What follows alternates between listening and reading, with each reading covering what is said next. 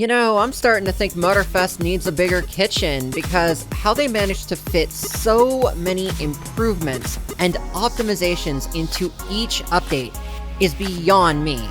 By the time today's video goes live, we will be less than a week away from the Season 8 experience. Like many others, I made sure to check out the Year 3 showcase as it happened. Let me take you briefly through what went down. Oh, this is good. Now let me break this down real quick. New rivals, probably. Place lots up like a glow stick factory and a tire shop had a very loud baby. Cars everywhere. New rims, new bumpers. Everyone's gonna be happy about this. Oh, there's the stance. This destroys NFS Unbound completely. And it's up to you to find the fastest Oh, way. Burnout Paradise!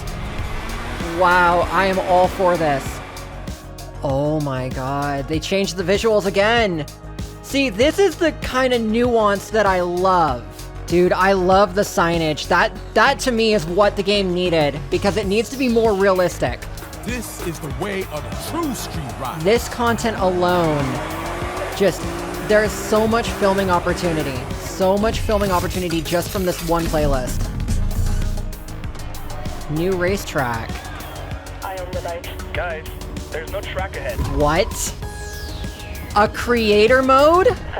We're coming back to you. Oh my goodness, it's a creator mode. Oh my god.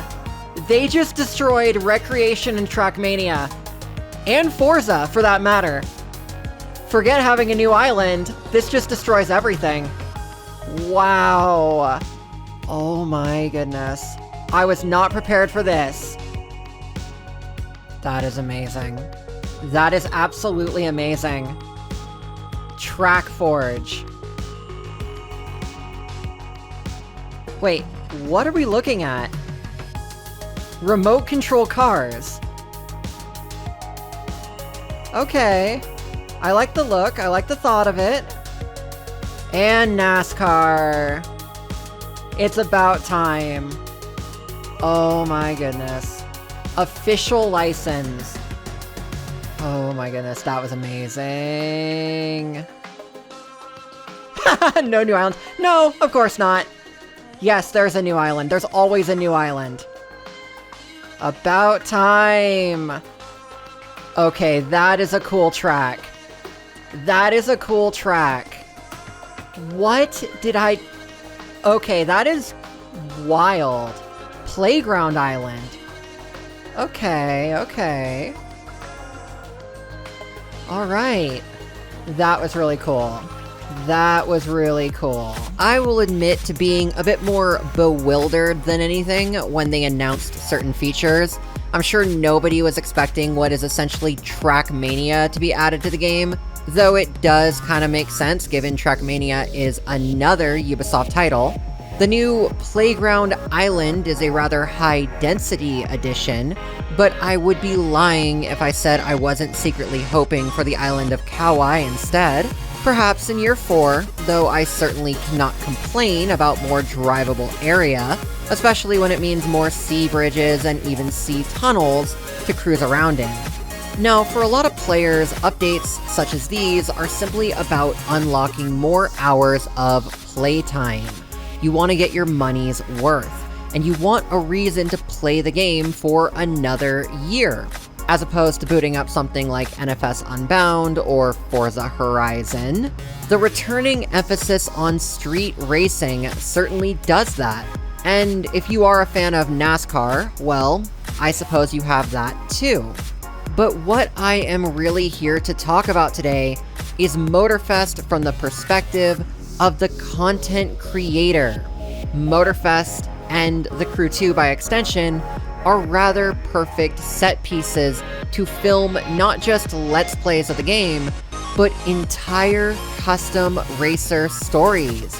And speaking of the Crew 2, does that new offline mode let you use the live replay system while offline as well? It turns out the answer is yes. The renderer is a bit slow because it becomes dependent on client-side processing, yet the footage retains its original quality, allowing for limitless filming of that game's events, from US Speed Tour to Into the Storm, as well as the mixing and matching of character appearances and dialogue. Meaning that when Motorfest gets its eventual offline mode, both games will forever retain the potential of unlimited cinematic storytelling. The only other game on the planet that I know of with this kind of professional recording suite is Grand Theft Auto 5, and nothing else in the racing space even comes close to providing this level of control. The only limitation is what players decide to do with it, and that's where I come in. I have to consider what the next stages of my Motorfest playthrough are going to be, based upon the context of the Motorfest in 2026. So this video is less about what I will play and more about what I will film. Let's dive into it.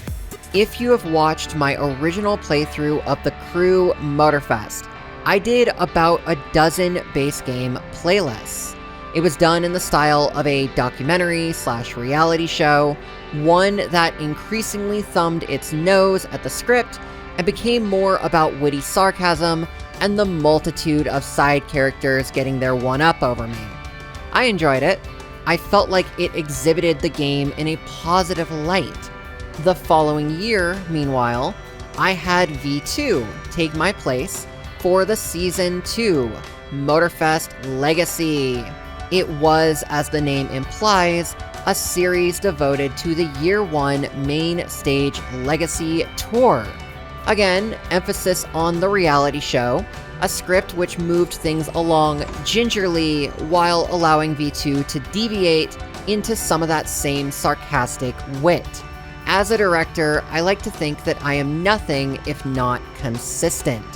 We then get into the special episodes of Motorfest, of which aired in the summer and now fall of 2025. There was Disappearance of Pierce Walker, which was Off-Road Addict Volume 2, and then Machine and Madeline was Donk vs. Lowrider. DVL started to detach from the fourth wall and move from reality show to reality drama. From here on out, there is less addressing the audience and more engagement between characters. There is more handoff between supporting cast members, such as Pierce Walker, Sophia, Weasel, and so on. The direction as we go into the end of the year is the establishment of canon and lore. We've been working behind the scenes to really get this right. Seeing as this video will be going out after November 1st, it does mean that Into the Storm has already aired, so let's talk about Into the Storm for a moment. This is the canonical genesis point. Despite being a Crew 2 playlist, it is the start of the Motorfest canon. It is myself entering a series of cross-country races, learning about a secret organization, and upon being crowned the winner, earning my ticket to Hawaii in the fall of 2023. That was when the game came out. That was when the filming began. In the first season, I established that Jim Hayfield was, in fact, a member of that organization. It was a running joke, but now it can actually be utilized to the fullest extent by having Hayfield return in a future plotline. Again, loaning out the McLaren P1 and explaining the history of where it came from. With that bit of history preemptively sorted, we can look forward to what comes next. The High Ride special, which will air on New Year's Eve. Without spoiling anything, most of the lore is going to be the logistics of the Motorfest, the constant back and forth between the islands and the mainland, and prepping for the Maui Experience Tour. While Maui was year 2 in Motorfest, I waited a long time to bring it into the canon.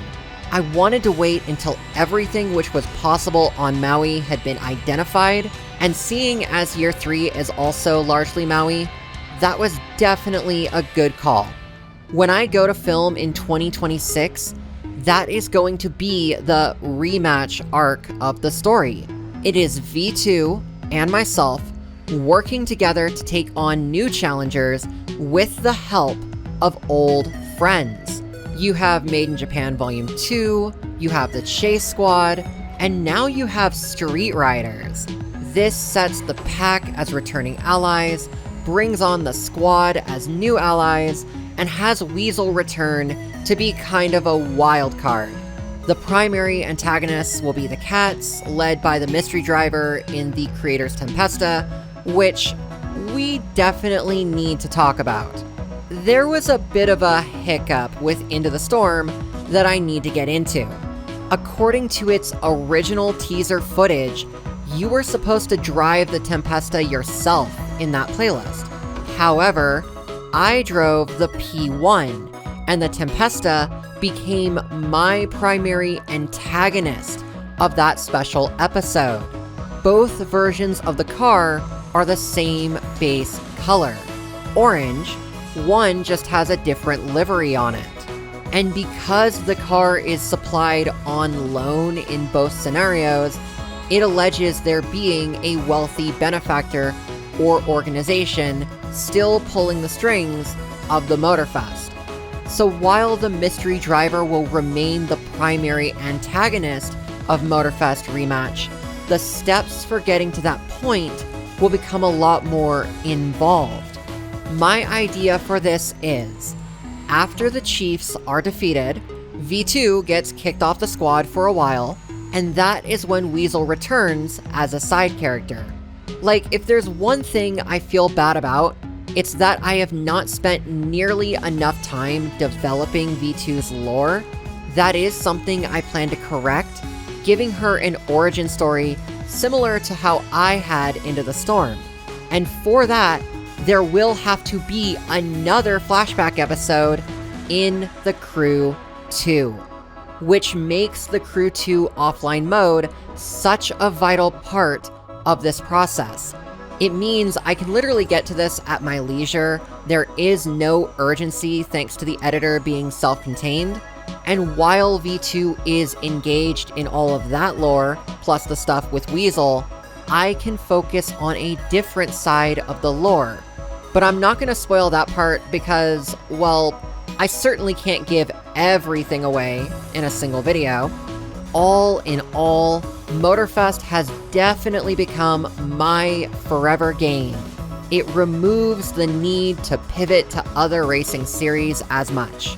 While I did want to do Grid Legends at some point, it is just such a niche project that I can certainly put it off for another year or so, and Need for Speed just doesn't even matter anymore.